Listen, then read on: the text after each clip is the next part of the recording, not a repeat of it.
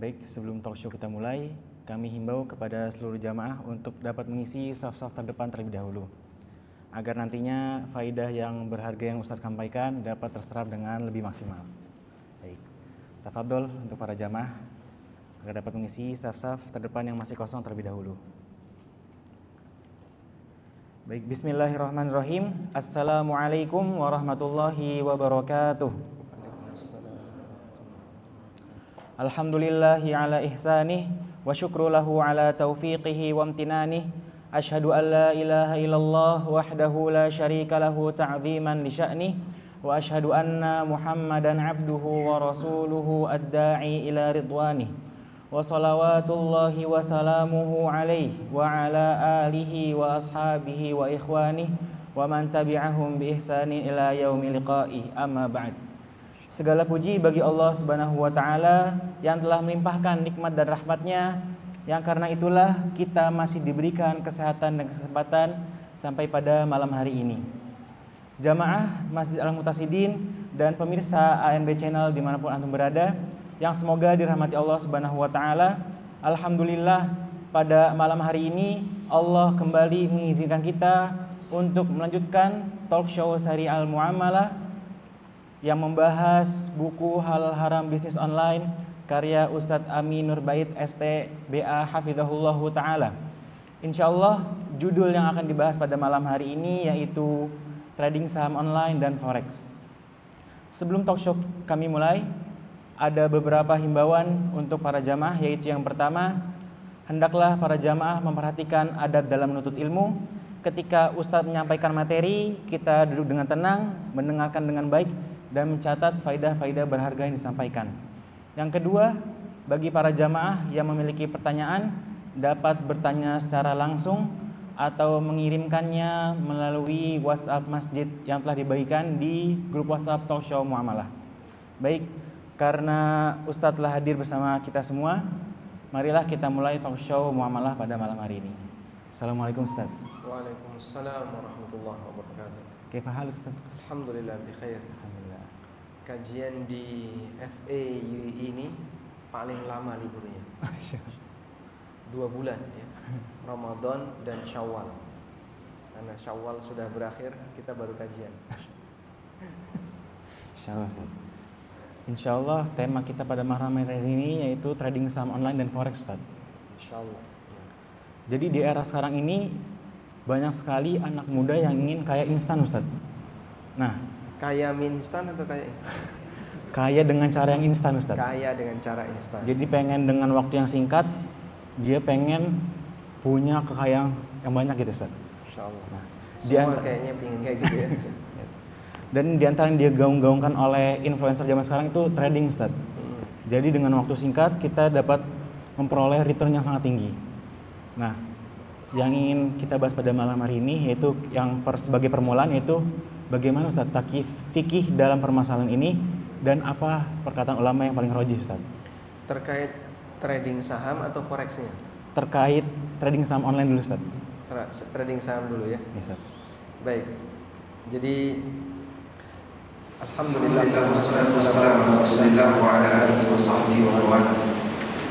berkaitan dengan masalah kaya instan ini memang penyakit anak remaja zaman sekarang. Sehingga ada banyak sekali yang berharap kerja nggak usah terlalu gigih, terlalu keras ya.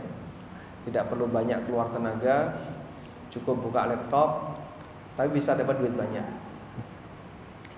Dan sangat disayangkan ternyata beberapa yang mereka lakukan, pertama yang paling parah adalah judi online. Ini yang paling parah dan ini menjadi penyakit masyarakat ya. Sehingga kita berharap teman-teman yang punya kesadaran berkaitan dengan masalah haramnya judi, antum terutama yang ada di mahasiswa, buat gerakan anti judi online dan buat komunitas skala nasional. Diawali oleh Fakultas Ekonomi UI. Ngajak kemudian fakultas ekonomi yang lain, kemudian nanti barangkali bisa merambat ke fakultas-fakultas yang lain dari kampus-kampus yang beragam dengan satu kesatuan nama anti judi online. Karena korbannya terbesar itu mahasiswa. Kemudian tahapan berikutnya adalah mengajarkan kepada mereka untuk meninggalkan pinjol. Dan ini termasuk di antara penyakit yang banyak sekali dialami, terbesarnya guru ya kemarin ya. Kemudian ternyata salah satunya juga pelajar.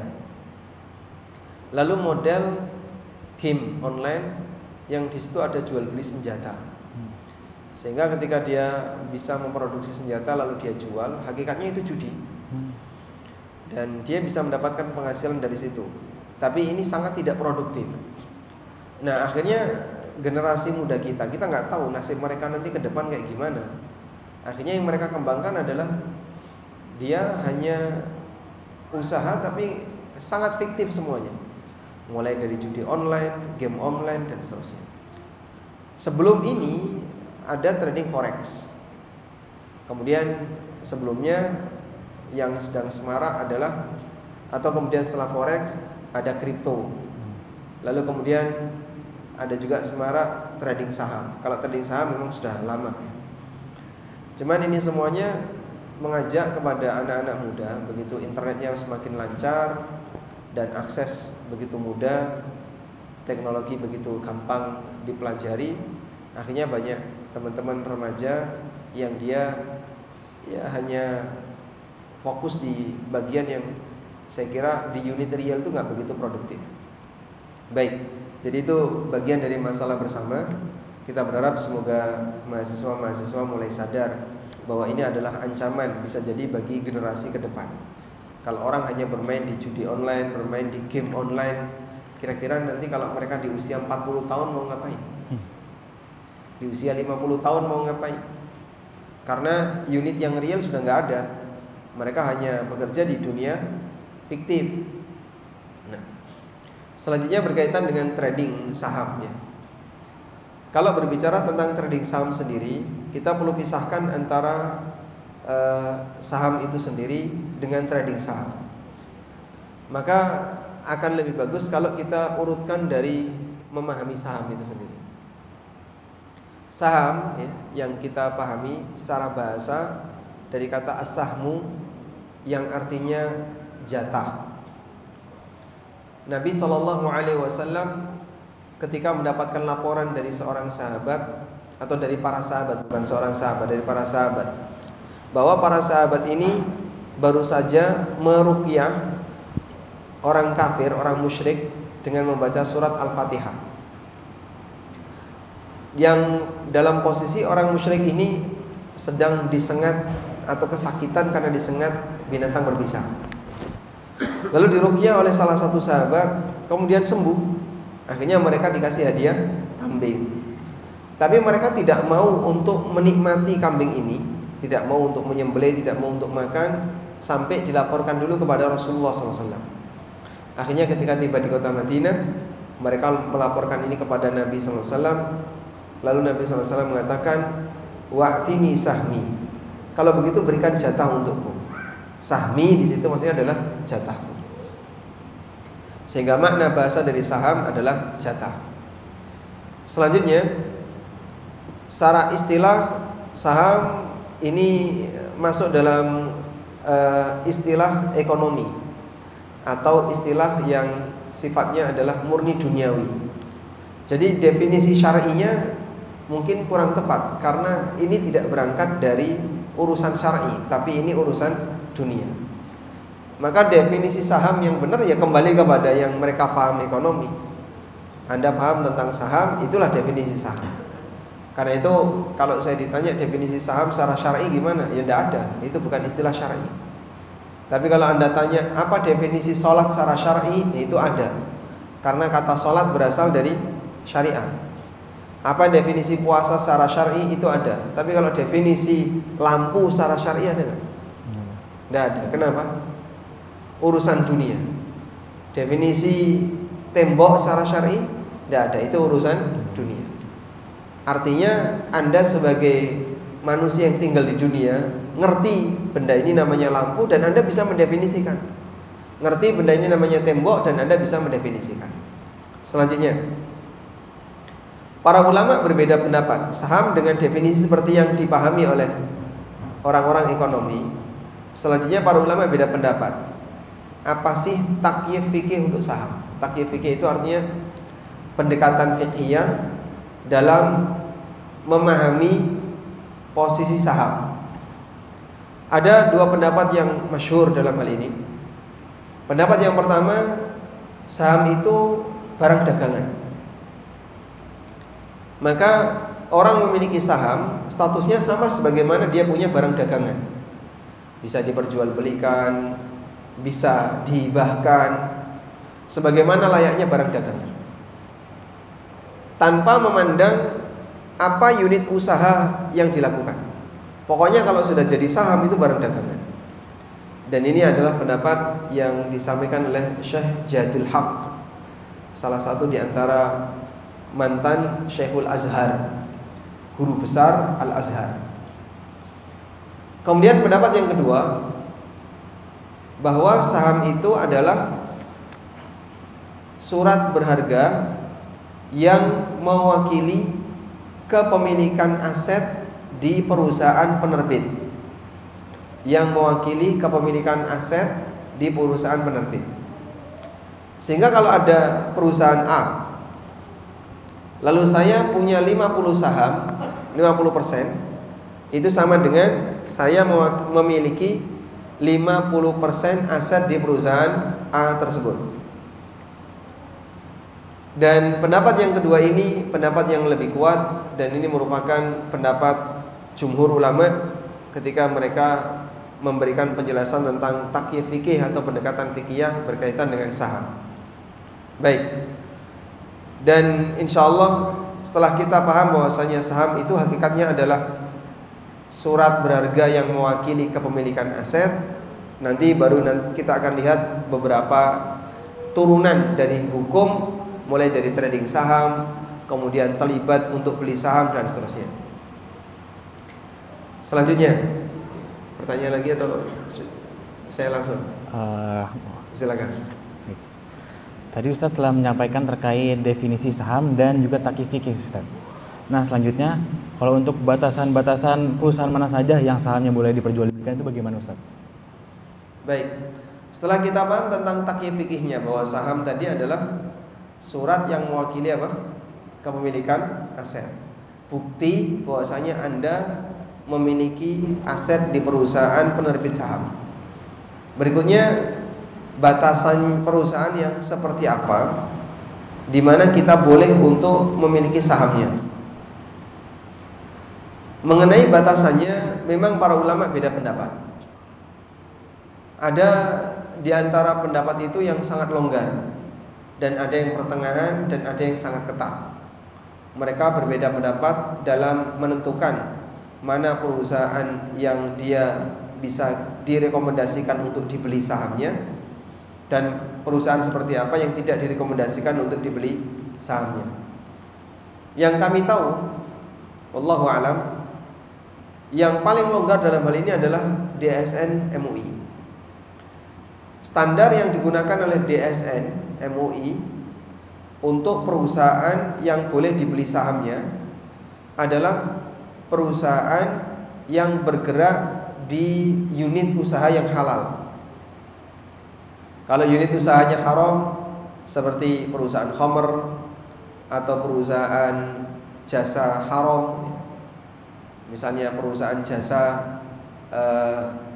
prostitusi, jelas haram ya. Atau misalnya jika kita sepakat rokok itu haram, berarti perusahaan rokok, maka saham mereka tidak boleh dibeli, dan jelas itu perusahaan yang terlarang, sehingga kaum muslimin tidak boleh membeli sahamnya.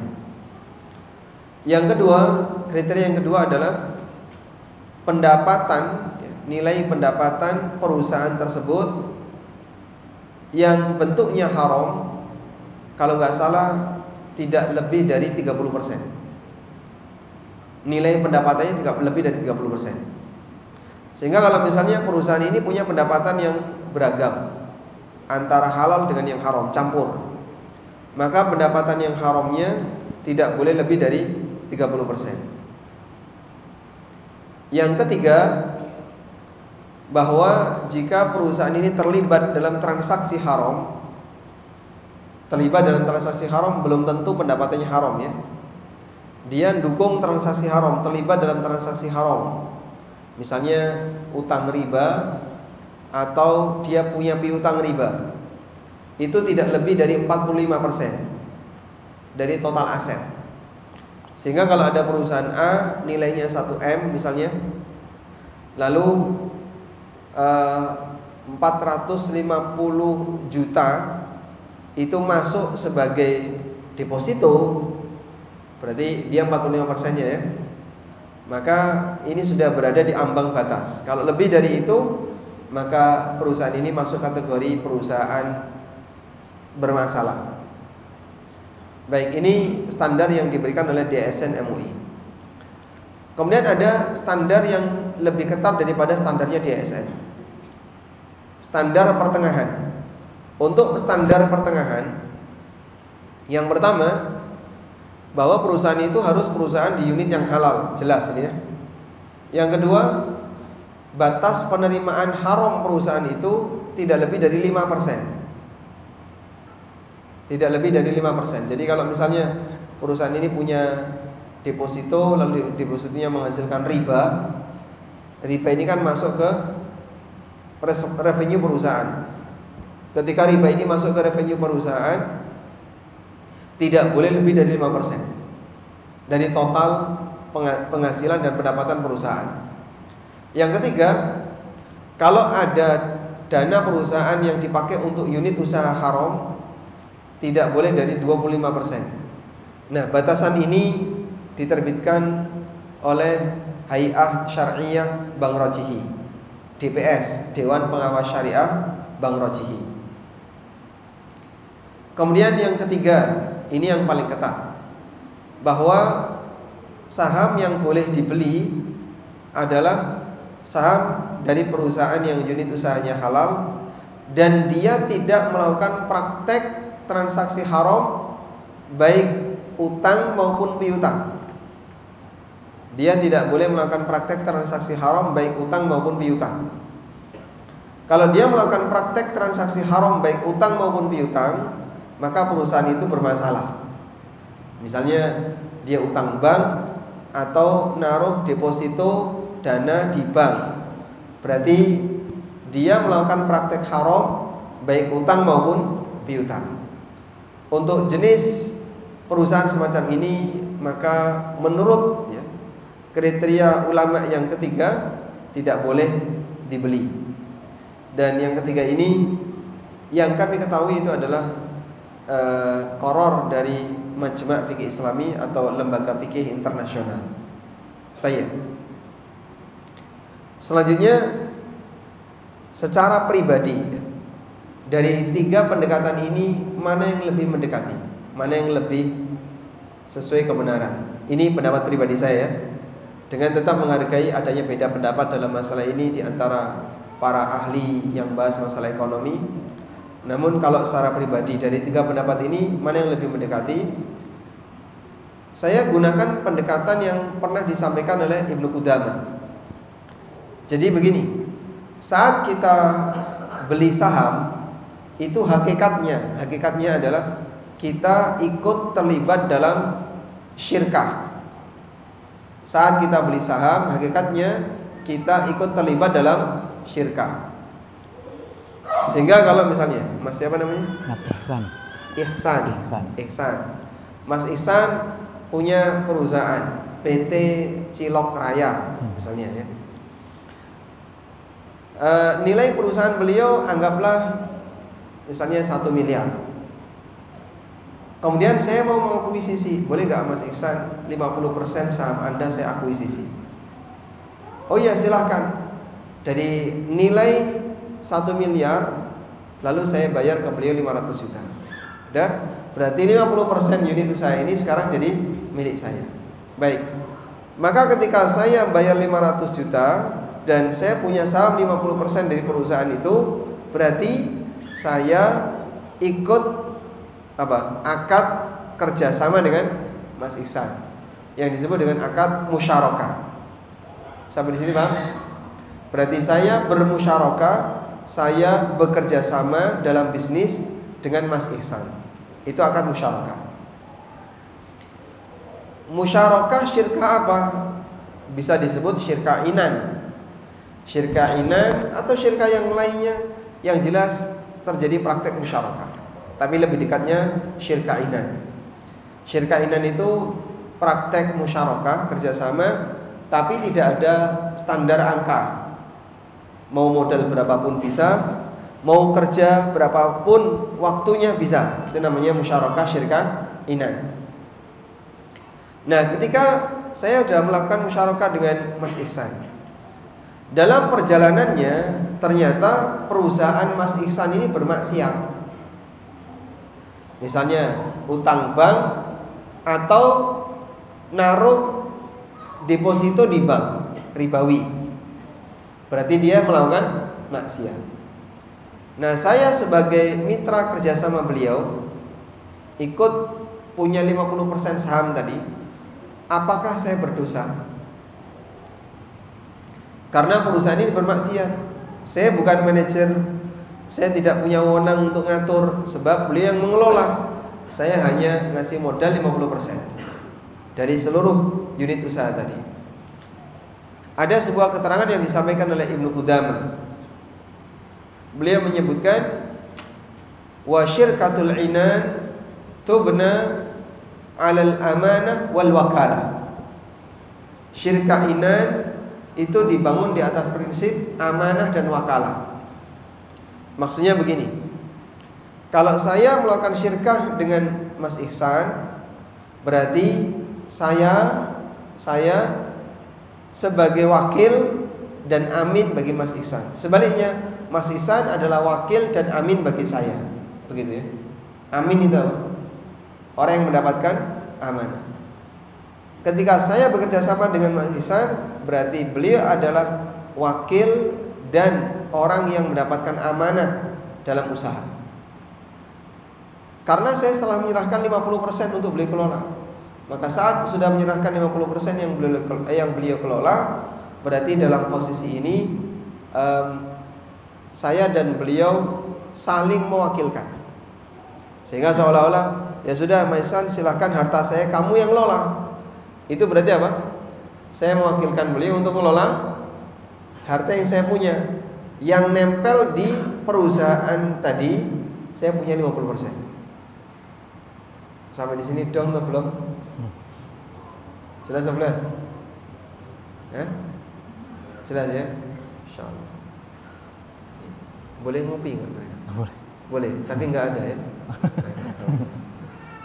Baik, boleh ngopi, boleh.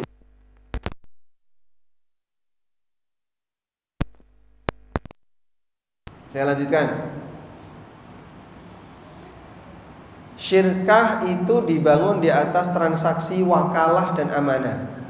Kalimat ini ya, berawal dari kalimat ini. Berarti kalau saya bersyirkah dengan Mas Ihsan, saya tanam modal 50%, beliau punya 50%, lalu unit usaha itu dijalankan oleh beliau. Berarti yang terjadi bagaimana? Saya mewakilkan beliau untuk mengelola harta saya. Berapa?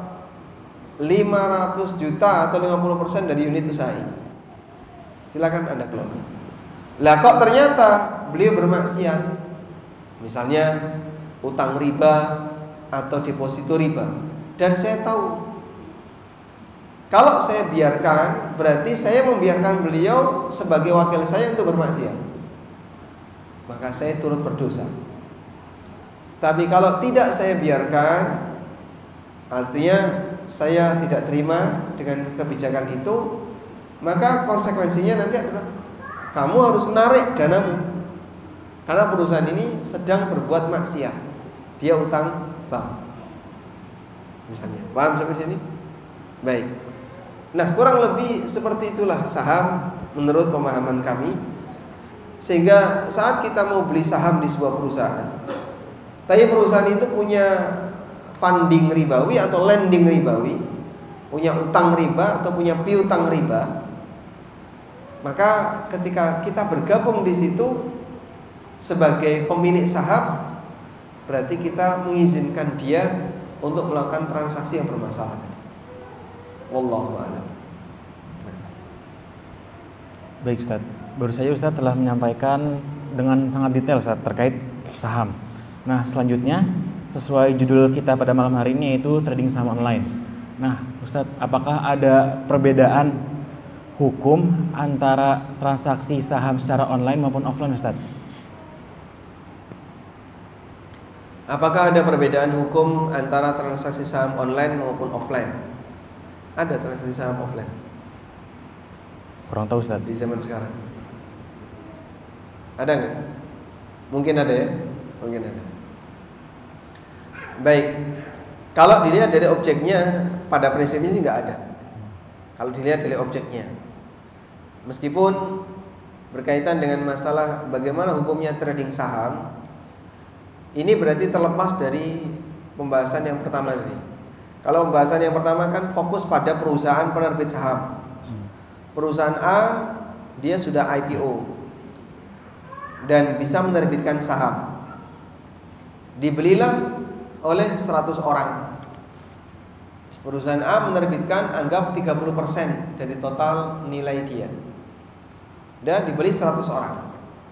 Nah, kemudian ternyata perusahaan A melakukan maksiat. Maka 100 orang yang beli saham tadi berarti turut serta dalam kegiatan itu karena dia mewakilkan kepada manajemen perusahaan A untuk menjalankan. Insya Allah kayak gini paham ya? Baik. Terus kalau trading gimana? Ini pembahasan yang berbeda. Trading itu berarti dia berada di pasar modal atau yang semisalnya untuk mentransaksikan selisih, nilai selisih. Ini mungkin orang sering bilang trading nilai selisih itu apa sebutannya? Indeks ya, indeks. Sehingga sebenarnya yang diperjualbelikan kan indeks. Indeks A naik sekian persen, indeks B turun sekian persen. Terus itu ditransaksikan. Padahal itu nggak pasti, karena indeks bisa naik turun. Nah, ketika itu nggak pasti, maka saat ditransaksikan jadinya gharar besar, karena dia nggak pasti. Baik, kemudian kita bawa pada masalah trading saham. Dalam posisi ketika orang melakukan praktek trading saham, sebenarnya apa sih yang terjadi? Andai kan perusahaan penerbit saham ini perusahaan yang halal dan dia tidak pernah utang riba, berarti trading sahamnya atau beli sahamnya boleh nggak? Boleh. Terus ditradingkan. Saat ditradingkan, apakah ini boleh? Pada prinsipnya jual beli apapun itu boleh.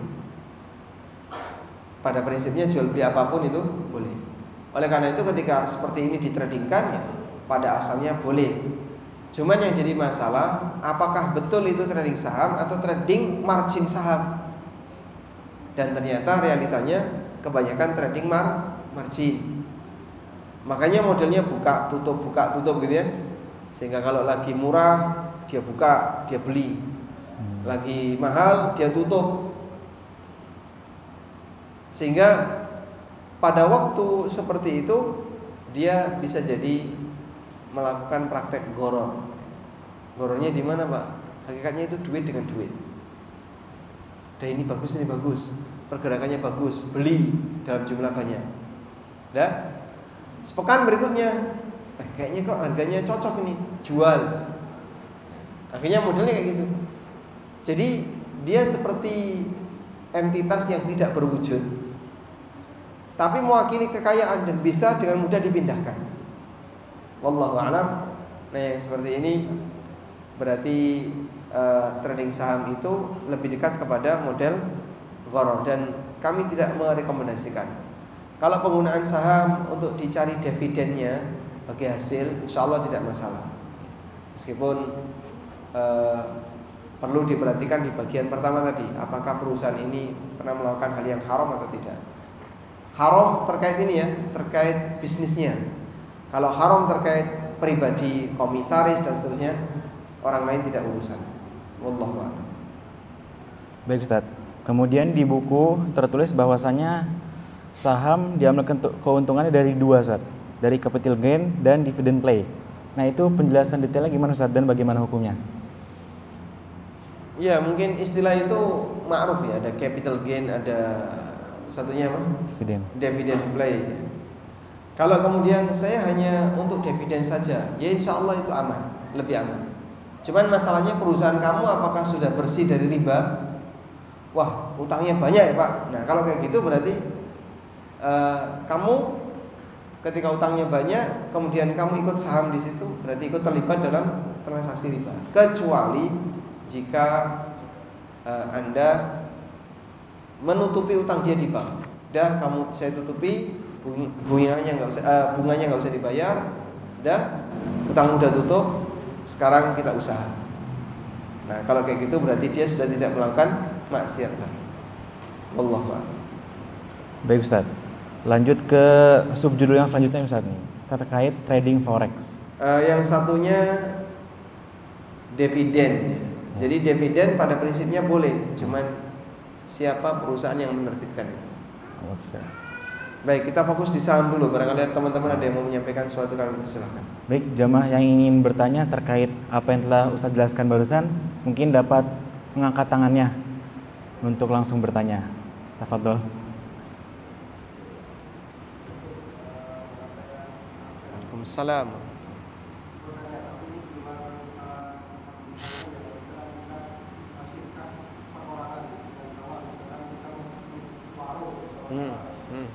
Saya sebagai investor pasif, jadi yang memiliki Uang juga pelaku usaha.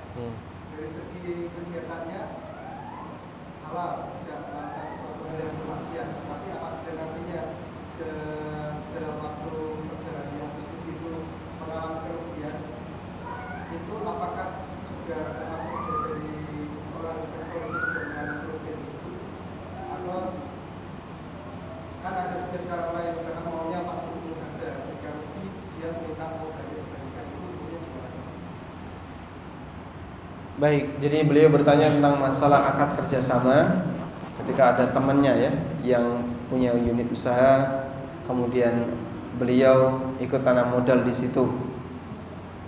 Lalu bagaimana kalau terjadi resiko kerugian? Kalau terjadi resiko kerugian ditanggung bersama. Nah, bentuk real nanggung bersama itu kayak gini. Untuk pemilik modal, maka resiko kerugiannya adalah modalnya berkurang. Sementara untuk pengelola, resiko kerugiannya adalah kerja dia nggak dibayar. Dan ini sebenarnya resiko kerugian yang berimbang. Sehingga dalam hal ini kalau terjadi resiko kerugian, ya sudah ditanggung sesuai porsi. Nah, selanjutnya yang kedua tadi apa?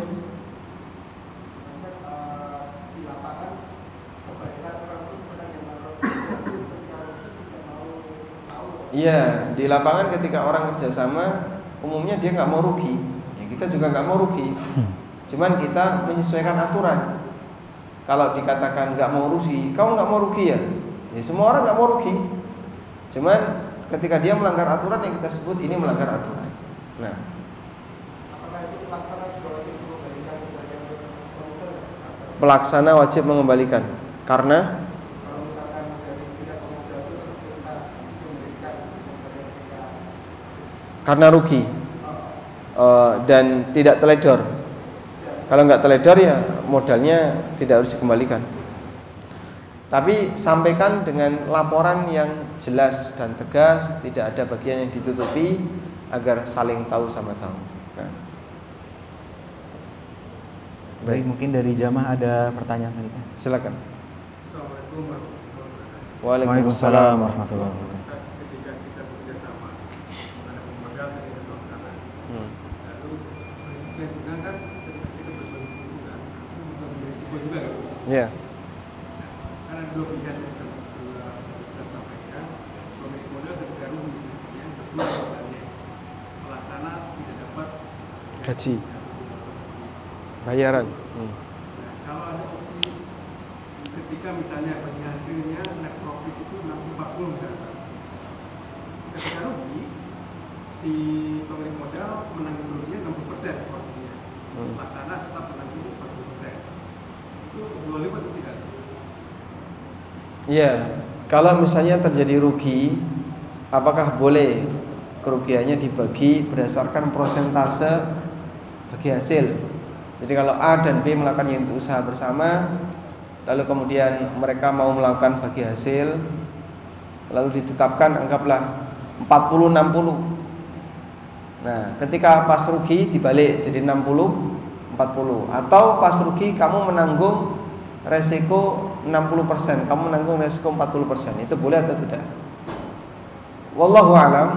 Secara otomatis bahasanya resiko itu berdasarkan apa yang saya miliki yang terlibat di unit usaha itu, tapi saya nggak dapat apa-apa, bahkan barang itu hilang. Itulah resiko. Dan yang seperti ini orang tidak boleh menolak. Sebagaimana dia punya harapan untuk mendapatkan keuntungan, maka dia juga harus siap dengan menanggung resiko kerugian. Wallahu a'lam. Baik, azan dulu. Nah, kita akan dengarkan adzan Isya terlebih dahulu, baru setelah itu kita lanjut insyaallah. Ada beberapa yang masuk tapi di luar tema gimana? Tidak.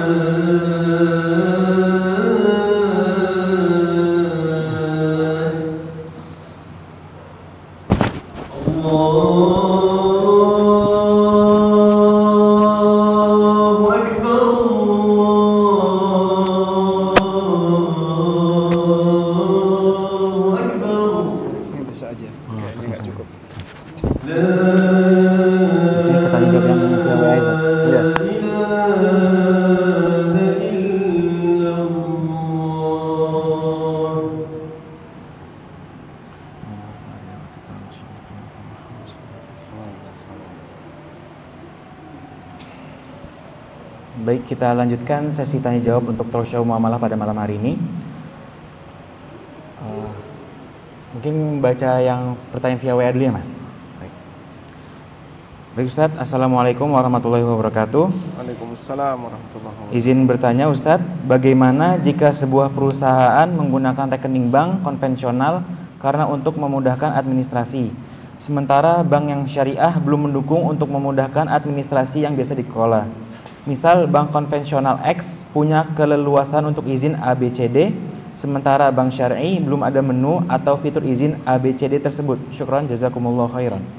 Baik, ini sudah menjadi pembahasan lama ya, berkaitan dengan posisi kita tidak hanya membahas perusahaan, bahkan individu. Apakah boleh seorang muslim memakai rekening bank ribawi dengan alasan bahwasanya di situ ada banyak fitur yang dia butuhkan? Pertimbangan menggunakan bank itu karena transaksi ribanya. Saya ulang ya, pertimbangan menggunakan bank adalah pada transaksi ribanya. Sehingga kenapa itu dipermasalahkan? Karena di situ ada transaksi riba. Namun ketika seseorang tidak mengharapkan transaksi ribanya, saya lebih berharap kepada lalu lintas uang, kemudahannya. Kemudian aneka fitur-fitur di perusahaan ribawi ini lebih lengkap dan saya banyak kebutuhan di situ. Maka insya Allah kalau seperti ini yang terjadi, ada sebuah kaidah al-hajatul masa, bahwa kebutuhan yang mendesak tunzalu manzilatud darurah, disetarakan sebagaimana kondisi darurat. Dan artinya itu diperbolehkan dengan alasan sangat dibutuhkan. Tapi ini tidak seragam antara satu dengan yang lain. Bagi mereka yang tidak punya alasan kebutuhan, ya pada asalnya itu bukan yang direkomendasikan. Kamu seharusnya ngambil secukupnya. Li'anna ad-darurah tubihu al-mahdzurat wad-daruratu tuqaddaru biqadariha. Karena yang namanya kondisi darurat itu dibatasi. Kondisi darurat itu dibatasi. Orang boleh beralasan darurat sampai batas tertentu. Contoh sederhana, kalau seorang mengalami sakit dan bukan di area aurat, tapi kemudian tim medis meminta tolong auratnya dibuka, ya ini nggak ada hubungannya. Harusnya kan sakitnya di tumit, tapi dia minta buka sampai paha misalnya. Nah kalau seperti ini dia melebihi dari batas. Hal yang sama ketika sakitnya di paha, tapi dia minta buka sampai aurat besar, ya ini nggak boleh, pelanggaran. Karena darurat tuqaddaru biqadariha. Yang namanya darurat itu boleh dijadikan alasan, tapi sifatnya apa? Dibatasi. Dan insya Allah dengan kondisi seperti yang tadi disampaikan, baik individu maupun perusahaan, jika memang dia butuh bank konven atau bank non syar'i dalam rangka untuk kemudahan transaksi, dalam rangka untuk apa lagi? Untuk kemudian dalam melakukan praktek muamalah yang lain, kan ada beberapa fitur yang tidak disediakan di bank syariah. Insya Allah alasan ini membolehkan dia untuk menggunakannya. Wallahu a'lam. Tafadhol Mas.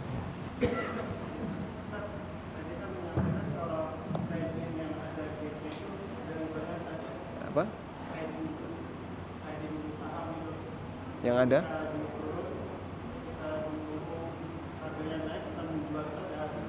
Kita nyebutnya gharar ya. Nah, gharar.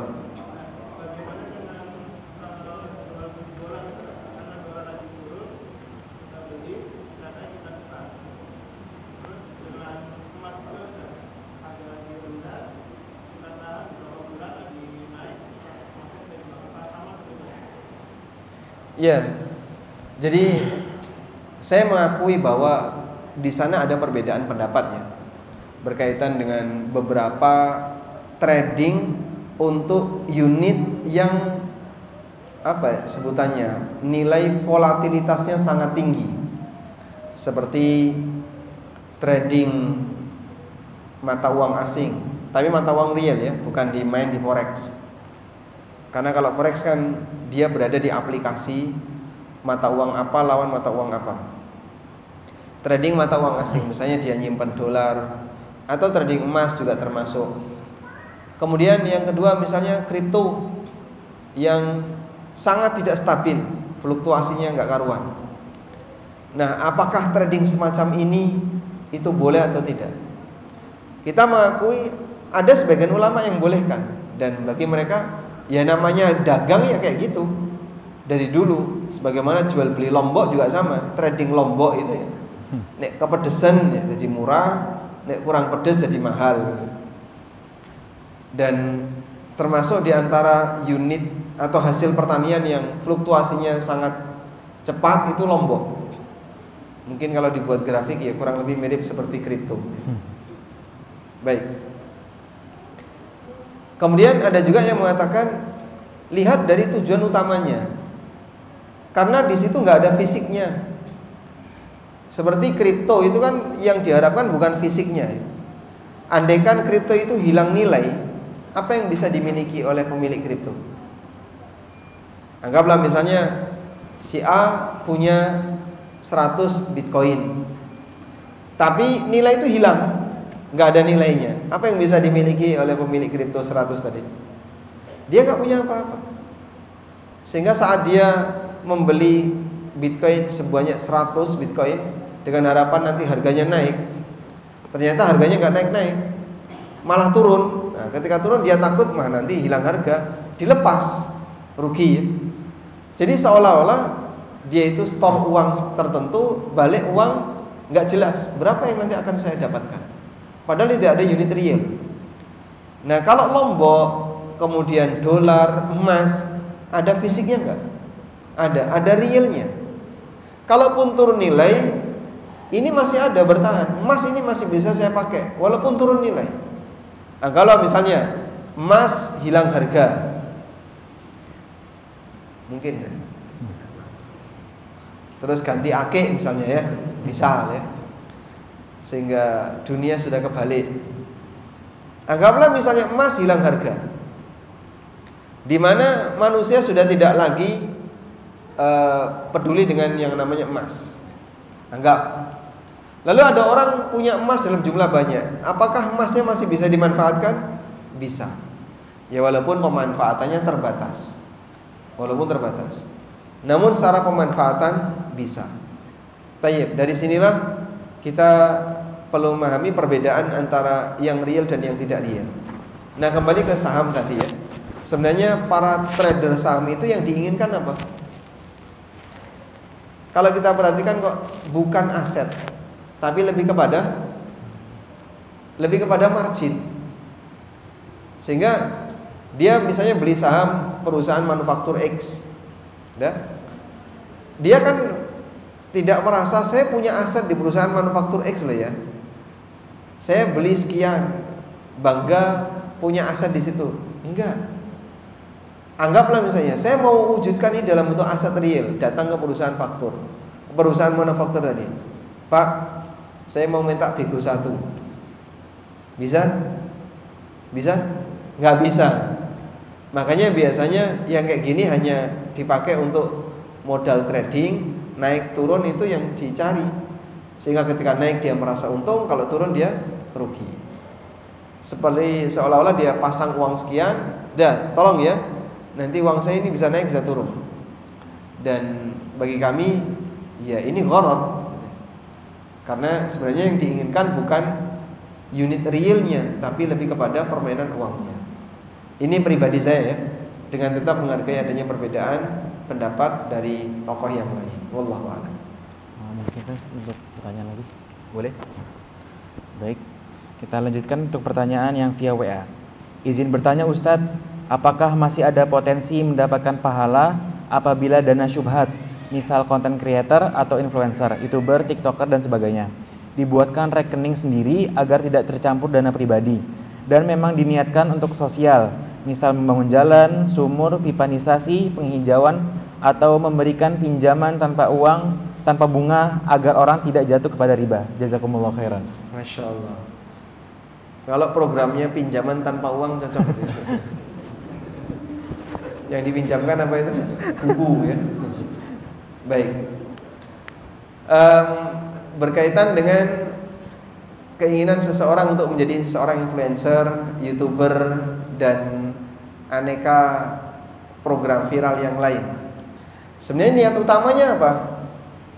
Kalau niat utamanya ya biar bikin rame-rame aja di YouTube, di IG, di Instagram, di Facebook dan seterusnya.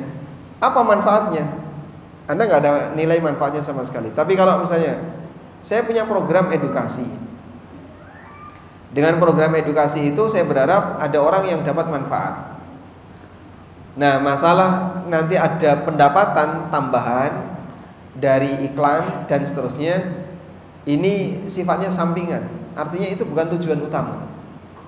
Tujuan utamanya bukan itu, tapi sifatnya sampingan. Saya menyampaikan yang ideal ya. Menyampaikan yang ideal. Misalnya teman-teman mahasiswa bisa ngasih penjelasan tentang bagaimana cara mengerjakan soal-soal matematika dan fisika untuk anak-anak SMA. Kasih ada contoh soal kayak gini, cara ngerjakannya kayak gini. Terus di YouTube kan. Akhirnya jadi banyak konten. Terus banyak orang yang mengakses. Dia dapat manfaat. Nah, insya Allah nilai seperti ini yang kita harapkan. Tapi kalau hanya sebatas rame-rame, biar rame, apa nilai manfaatnya? Kemudian yang kedua, jika niat dia hanya murni ketika rame, biar nanti dapat duit, begitu? Pertanyaannya, iklan di semua medsos ini apakah bisa Anda saring bebas dari iklan bermasalah? Mungkin nggak bisa, Pak. Di situ ada banyak aurat, di situ ada banyak aneka pelanggaran syar'i yang lain.